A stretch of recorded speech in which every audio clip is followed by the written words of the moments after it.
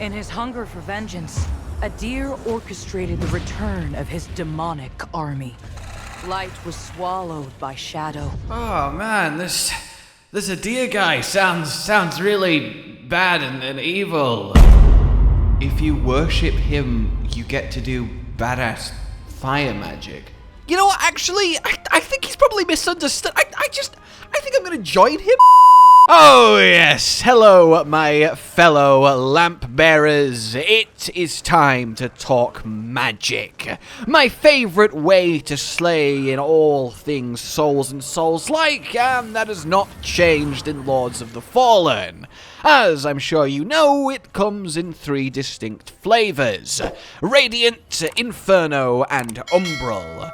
And I will touch on Umbral and Radiant, though today is largely focused on Inferno. The reason being is that you Umbrals and you Radiants have things a lot easier, especially at the start of the game. Once you beat the final tutorial boss in Pieta and reach Skyrest, the hub for the game, well, you immediately get access to the first Radiant teacher slash vendor, and you also immediately get access to the Umbral teacher slash vendor. They will both gain more spells to sell you throughout the game, so check back when you have items to give them or major things have happened, and you can develop that way. Of course, there's more to find sprinkled throughout the place, but you immediately have a good start if those 2 are your schools of choice.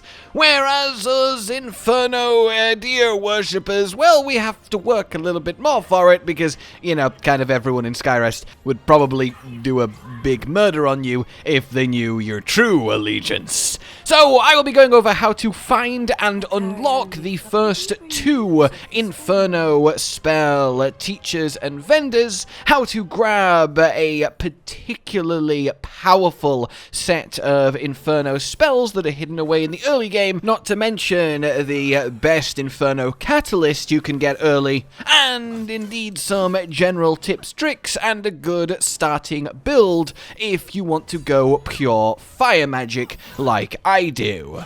So without further ado, let's talk the vendors slash trainers. So to start with then, let's rescue a certain tortured prisoner. You want to begin at this vestige here. It's one along the main path that you have to go, just a little bit into the sky bridge, you can't miss it. From this, follow my path round, and you will eventually end up down below to an elevator that'll take you back up top, and we can get to the door that leads us to our target.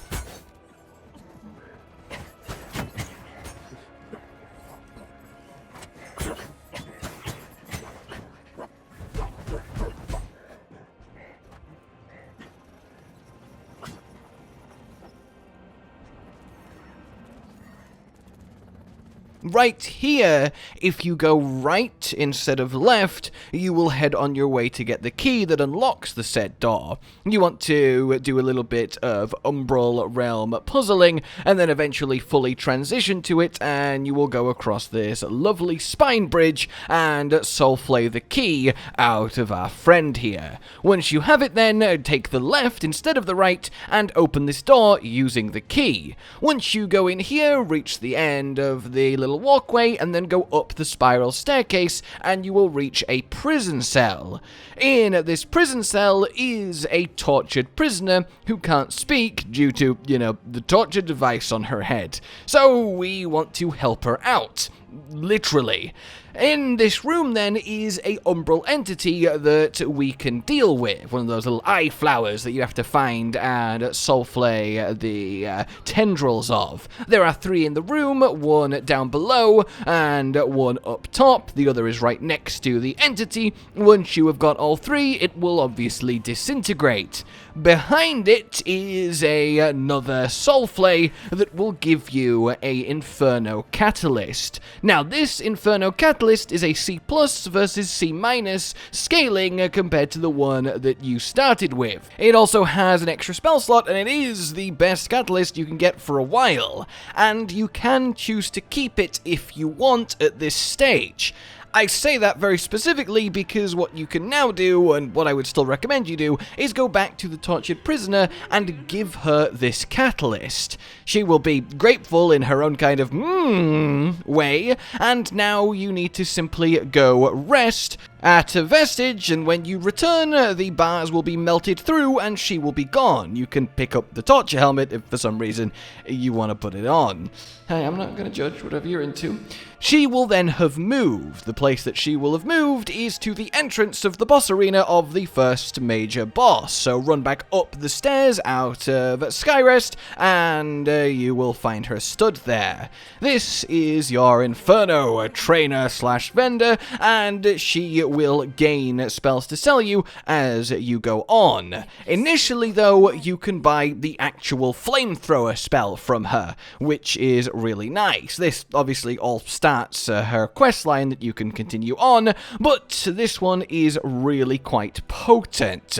It is called Conflagration, and you channel it, do a lot of damage, and drain your mana. The actual damage it does is really high, and against fire-weak enemies you can quite literally melt them down, and it does trivialize a couple select bosses that will be coming up, so definitely get a hold of this while it is here for getting a hold of. The other vendor then is much simpler, as you kind of have to go past them because they're just stood on the main path. Once you reach this plantable vestige, you will know you're in the right place. If you've not got here yet, if you've not seen this, just keep progressing the game normally. You will know it when you're here because, again, you can't accidentally skip this. It's mandatory progression.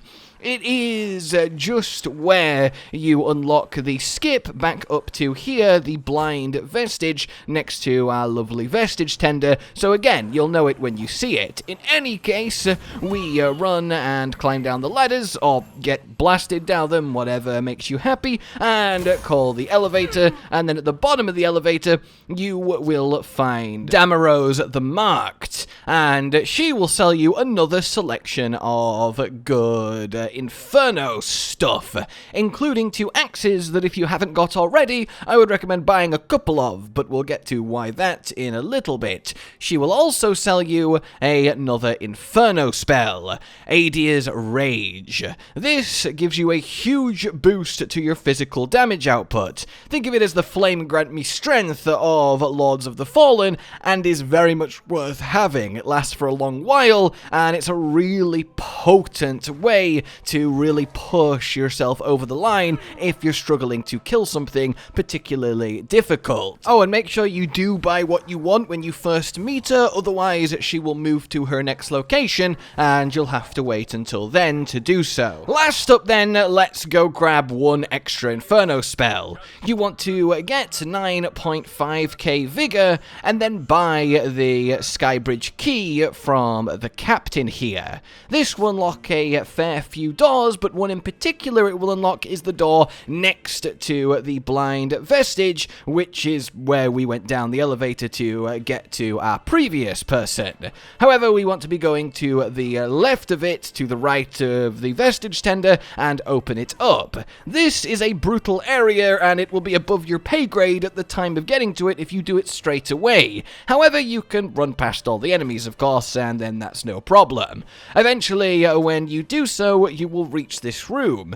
Going left will put you into a boss fight. Now, this boss fight, again, will be fairly brutal. There is a kind of cheeky way of doing it that we have in actually another video that's either already up or will currently be going up on how to just get really quite mega powerful straight away, which is very helpful in this game. But for our purposes, we just want to ignore this boss fight, run up the stairs, open the door in the boss room with the key, and in here is a chest with another Inferno for us. And this one is Adia's Hardiness, the equivalent of the Rage, but a defensive buff, giving you a huge amount of resistances and a bit of defense, and again, this one really helps. You can really both tank and damage up using these, depending on which one you need at the time, and it is very much worth grabbing.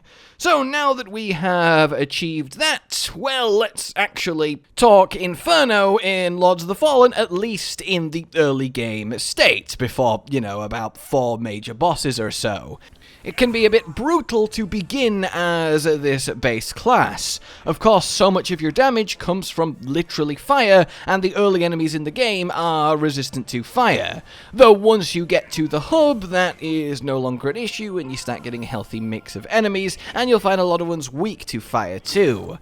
I would heartily recommend then that while the starting weapon is actually really good if you wield it two-handed for the quick poke that you can do, that you actually get 2 of these axes. They drop off the enemies dual wielding them in the initial areas of the game. You can also find a guaranteed one, and as I mentioned, you can buy them off our second Inferno vendor. We can dual wield these without having to put any extra stats into, and the attack quickness and damage output of doing so is really impressive. They also very consistently set enemies literally on fire, including bosses, which lets them just sort of burn away while you dodge, which gives you a much needed extra bump to get these enemies down, because early on the spell damage isn't crazy, which is a little bit anticlimactic. It's very useful having the ranged pokes, especially clearing levels, getting ranged enemies, but you're not going to be walking into boss fights and doing their entire health bar with your Inferno spells for a fair while. Getting Conflagration helps the Flamethrower if you can keep it maintained, but they do tend to hit you through it if you overcommit to it.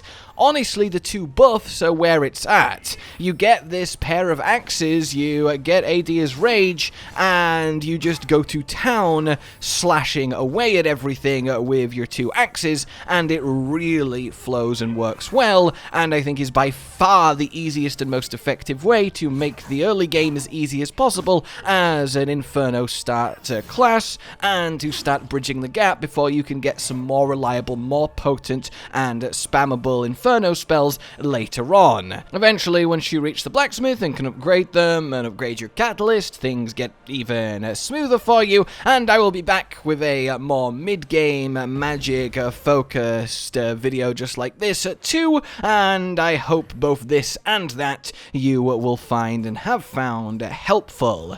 And indeed, if you have found it helpful, please like and let me know. It really does help, and subscribe for more. There will be plenty of Lords of the Fallen content coming, but for now, I want to make the early game, for those of you that have aligned with Magic, and primarily Inferno, as easy as possible. Everything else that you can get is just generally useful for everyone, like the stamina ring that you probably bumped into, and so on and so forth. Armor-wise, just put on whatever you can without going into that too heavy state, and for the rest of it, yeah, use your spells when you have a moment. You can kite bosses and plink them down for a fairly large while. A lot of them have walk towards you slowly and intimidating syndrome, so that's something you can take advantage of, and generally you have to just kind of accept that your melee output is going to have you suffering for a while until your spells really start carrying, but the axe setup does mitigate that a lot. And leveling wise, just pump Inferno. You want to get to about 25 or so, with a little bit of Vitality too, until you think about other stats and maybe want to specialize in an actual proper melee weapon to main, but there's nothing crazy to find in that regard for us in the first 3-4 hours of the game, which is a shame. For now though, I will see you soon, and until then, a goodbye. Josh, Cotton, and Hollow with the videos, dropping the humor like a hammer on your tippy toes, bringing entertainment on a daily arrangement to take our insanity and turn it into entertainment. Yes, I said entertainment twice, to reiterate that it is nice to look into your faces on a mostly daily basis when you let us in your homes to make the whole world a stage. Goodbye.